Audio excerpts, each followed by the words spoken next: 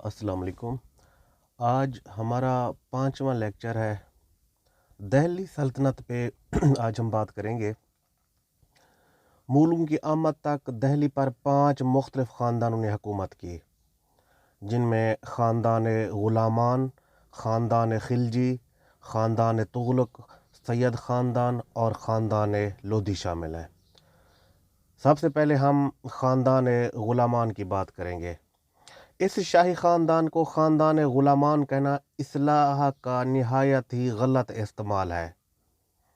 اس خاندان کے فرمانرواؤں نے ہرگز غلامی نہیں کی، انہوں نے غلاموں کی طرح حکومت نہیں کی، بلکہ آزاد یعنی مطلق العنان فرمانرواؤں کی طرح حکومت کی ہے۔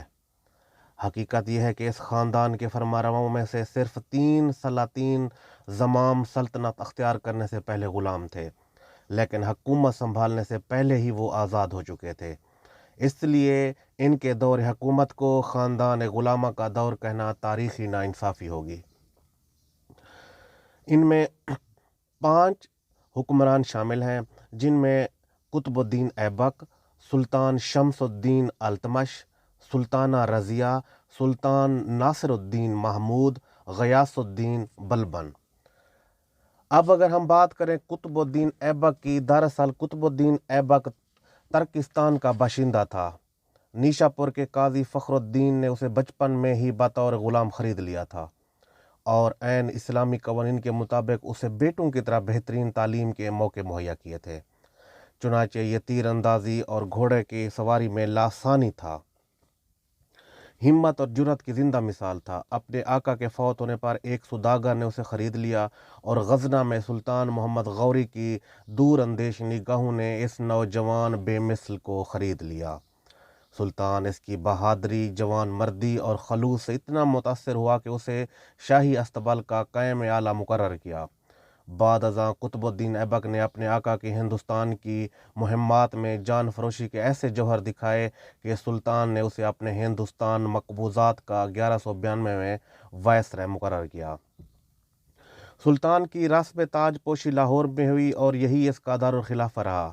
سلطان قطب الدین ہندوستان کا پہلا فرمانروا رہا جس کے تمام تر توجہ اور مفاد ہندوستان میں مرکوز تھی، اور غزنہ وغیرہ سے اس کا کوئی تعلق نہیں تھا، اور اس کا زیادہ تر وقت مسلمان کی حکومت کو ہندوستان میں مستحکم بنانے کی صحیح میں صرف ہوتا تھا۔ سلطان کی شہرت بحیثیت ایک انصاف پسند باشندہ کے ضرب المثل تھی، جبکہ کہا جاتا ہے کہ اس زمانے میں بھیڑیا اور بکری ایک ہی تالاب سے پانی پیتے تھے۔ سفر بالکل محفوظ تھا اور تمام راستوں ڈاکوں سے پاک تھے۔ سلطان سخاوت میں یکتا تھا اور رعایا محبت سے اسے لکھ بخش کہتی تھی۔ غلام کے معمولی رتبے سے شروع ہو کر سلطان کے عظیم الشان رتبے پر پہنچنا اس کی غیر معمولی ذہانت کو نمایاں کرتی تھی۔ سلطان ایک عادل حاکم اور عظیم الشان منتظم اور شیر دل جرنیل ہی نہیں تھا، بلکہ اسے عظیم الشان عمارتیں بنانا کا بھی بڑا شوق تھا۔ 1192 میں دہلی فتح کرنے کی یاد میں انہوں نے یہاں ایک شاندار قوت الاسلام مسجد بنائی۔ 1192 میں ہی مشہور ولی القطب الدین کے حضور میں بطور نذرانہ دہلی میں قطب مینار کی بنیاد رکھی، جسے بعد میں التمش نے مکمل کیا۔ سلطان نے اجمیر میں بھی ایک مسجد بنوائی جسے عام طور پر 2.5 دن کا جھونپڑا کہا جاتا ہے۔ کہا جاتا ہے کہ یہ مسجد 2.5 دن میں مکمل ہوئی یا شاید 2.5 سال میں مکمل ہوئی۔ دہلی جو کہ 7 شہروں پر مشتمل شہر تھا، اس کے پہلے حصے کی بنیاد قطب الدین ایبک نے ہی رکھی، جس کو مہر والی کہتے ہیں۔ سلطان ایک دن لاہور میں چوگان کھیل رہا تھا کہ اچانک گھوڑے سے گر پڑا اور خالق حقیقی سے جا ملا۔ یہ واقعہ 1210 میں رونما ہوا۔ سلطان کا مقبرہ لاہور میں ہی ہے۔ قطب الدین ایبک کے بعد اس کا منہ بولا بیٹا آرام شاہ تخت نشین ہوا، لیکن وہ نااہل ثابت ہوا اور چند ماہ میں تخت و تاج سے محروم کر دیا گیا۔ دوسرے نمبر پہ ہے سلطان شمس الدین التمش۔ شمس الدین التمش قبیلہ البری کے سردار کا بیٹا تھا۔ اس کے بھائیوں نے حسد کی بنا پر اسے بطور غلام بیچ دیا تھا، اس لیے ان کو یوسف ثانی بھی کہتے ہیں۔ خوش قسمتی سے بخارا کے قاضی کی ملکیت میں آ گیا، جس نے اسے اچھی تربیت دی۔ اس کے بعد وہاں سے بھی فروخت ہو کر غزنہ پہنچا۔ شہاب الدین غوری کے دور بین نگاہوں نے اس کی خوبیوں اور خفیہ صلاحیتوں کو بھانپ لیا، اور باوجود یہ کہ اس کی قیمت 1 لاکھ جیسی خطیر رقم تھی، اسے خرید لیا گیا۔ سلطان اسے بہت ہی عزیز سمجھتا تھا اور اسے بدایوں اور گوالیار کا جگیردار مقرر کیا۔ جب 1211 میں سلطان بنا تو مشکلات کے طوفان نے اسے آن گھیرا۔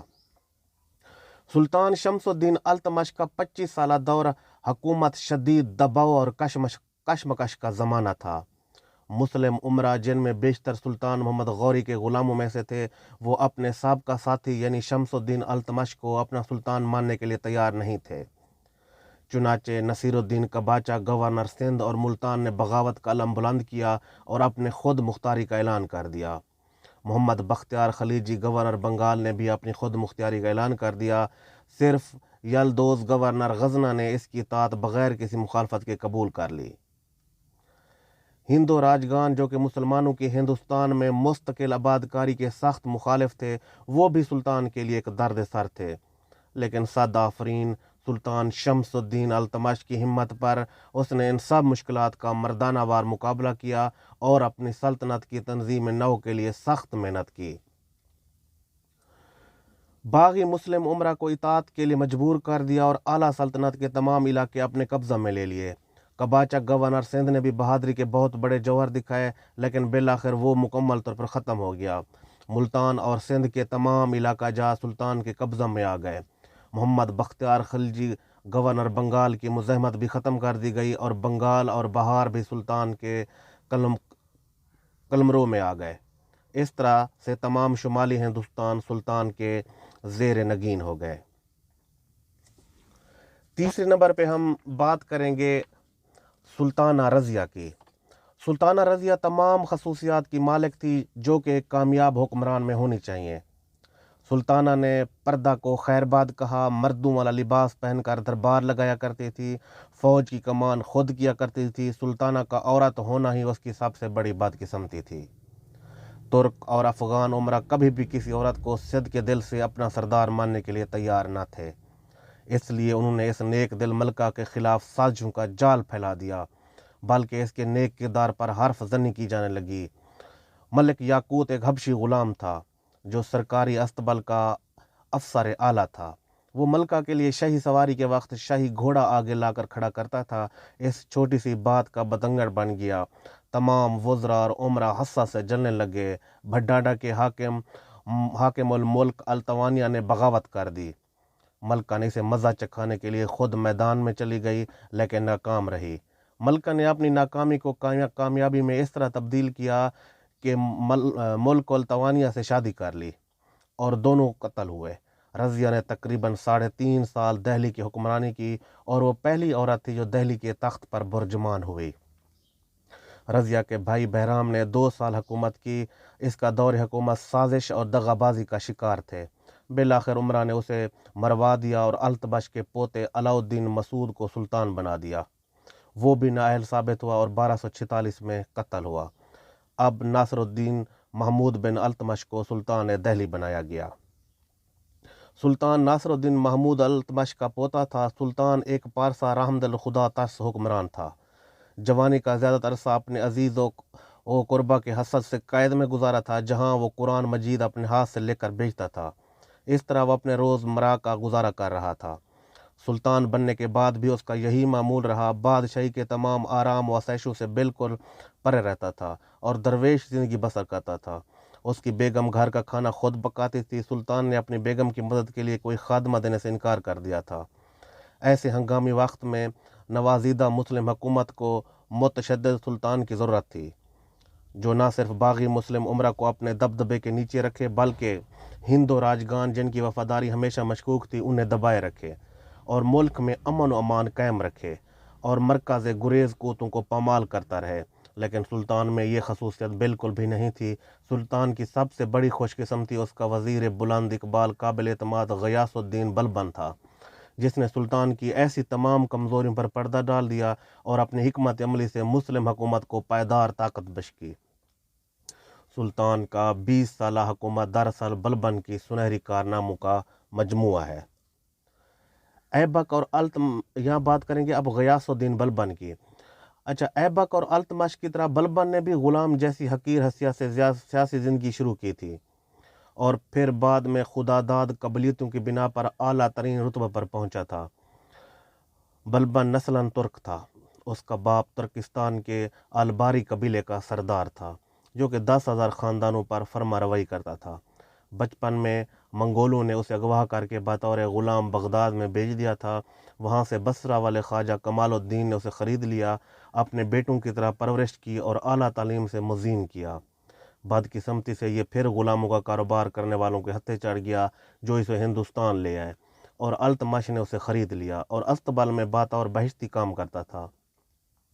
اور التمش کی دور بین نگاہوں نے اس کے خفیہ جواہر دیکھ لیا اور اسے فوراً اپنے جان نثار 40 غلاموں کے دستے میں شامل کر لیا، جہاں اس نے اپنی وفاداری، انتھک محنت، شجاعت اور مردانگی سے التمش کو اتنا متاثر کیا کہ وہ سلطان کا داماد بن گیا۔ رضیہ سلطانہ کے زمانے سے اسے امیر شکار کے عہدے پر ترقی دی گئی۔ سلطان بہرام اور سلطان محمود کے دور میں اسے مزید ترقیاں دی گئیں اور اسے ریواڑی اور ہانسی کا جاگیردار بنا دیا گیا۔ 1245 میں جب منگولوں نے سندھ پر حملہ کیا اور اوش میں غارت گری کا بازار گرم کیا تو ان کو کچل دینے کا سہرا بھی بلبن کے سر پر تھا۔ اس قابل رشک فتح کی وجہ سے اسے الغ خان کے خطاب سے نوازا گیا۔ الخان مین مائٹی لارڈ۔ ذل الہی کا لقب سب سے پہلے اختیار کیا اس نے التمش کا 40 غلاموں کا دستے کو ختم کر دیا۔ فوج کے معاملات کے لیے اس نے دیوان ارض بنایا، جاسوسی کا نظام متعارف کرایا، فوج کو منظم کیا۔ ان کا مقبرہ مہر ولی دہلی میں ہے۔ 13ویں صدی کے وسط ایشیا میں منگول ایک آفت بن کر نازل ہوئے۔ التمش کے زمانے میں کسی خوش فہمی کا شکار ہو گئے اور ہندوستان پر حملہ آور نہ ہوئے۔ اس کے بعد منگول نے ہندوستان پر لگاتار حملے کیے۔ بلبن پہلا مسلمان سیاستدان تھا جس نے منگول کو روکنے کے لیے ایک اہم لائحہ عمل جاری کیا۔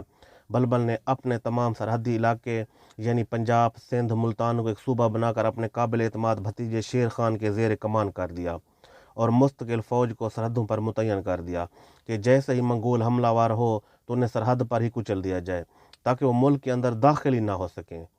جب بھی منگول فوجوں کو شکست ہوتی تو سلطان کی فوجیں ان پر شدید دہشت پھیلاتی تاکہ وہ پھر ہندوستان کا رخ نہ کر سکیں۔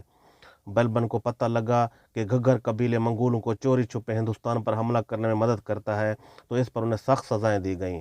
اس کارنامے سے سلطان اتنا خوش ہوا کہ اس نے بلبن کو داماد بنانا منظور کر لیا۔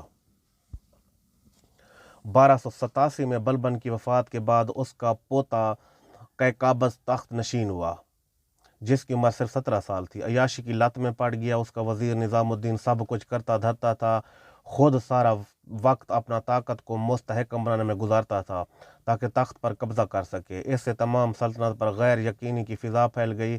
اس نے بہت سے مخالفین کو ختم کروایا۔ عمرہ، ترکی اور نصر اور پٹھان خلجی تھے، ان کی آپس میں کشمکش رنگ لائی۔ آخرکار جلال الدین خلجی نے قیقباد کو مروا دیا اور حکومت پر قبضہ کر لیا۔ اس طرح سے خاندان غلامہ کا خاتمہ ہو گیا۔